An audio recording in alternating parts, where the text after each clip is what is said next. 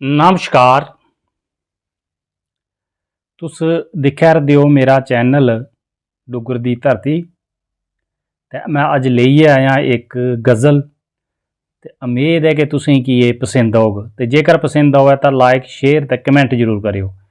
तो लियो पेश है मेरी ये गज़ल जिहड़ी कि मैं एक जनानी दे उपर लिखी दी है कि जेहदा कंध जिहड़ा हुंदा ओह परदेस गेदा हुंदा ओह कल्ली घर हुंदी ते ओह केह् सोचदी है इस गज़ल च जेहड़ा ओह दस्सेआ गेदा। ते लियो पेश है मेरी ये गज़ल। किसी पाना काजल सुर्खी, किसी पाना काजल सुर्खी, किसी बाणे केस, किसी पाना काजल सुर्खी, किसी बाणे केस, अखीं लेई अथरू फिरनी कंध मेरा परदेस, अखीं लेई अथरू फिरनी कंध मेरा परदेस।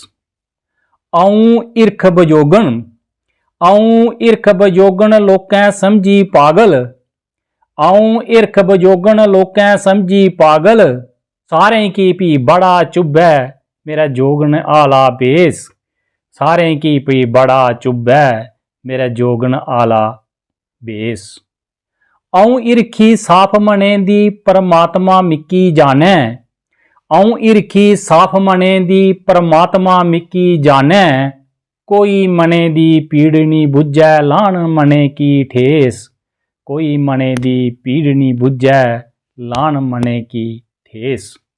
नहीं मिलदी चिट्ठी पत्तर, नहीं मिलदी चिट्ठी पत्तर, नहीं मिलदा सुख सांद, नहीं मिलदी चिट्ठी पत्तर, नहीं मिलदा सुख सांद, बेड़ै बेई पतेरी झूरां नहीं चलदी मेरी पेस, बेड़ै बेई पतेरी झूरां भी नहीं चलदी मेरी पेस, भी नहीं चलदी मेरी पेस।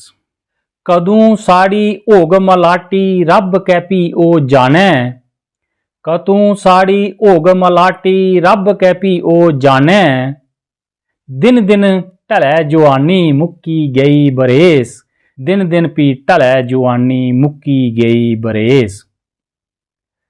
किसी पाना काजल सुर्खी, किसी बाणे केस, अखीं लेई अथरू फिरनी कंध मेरा परदेस, अखीं लेई अथरू फिरनी कंध मेरा परदेस।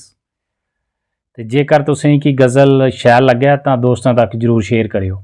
जय हिंद, जय डुग्गर, जय मां डोगरी।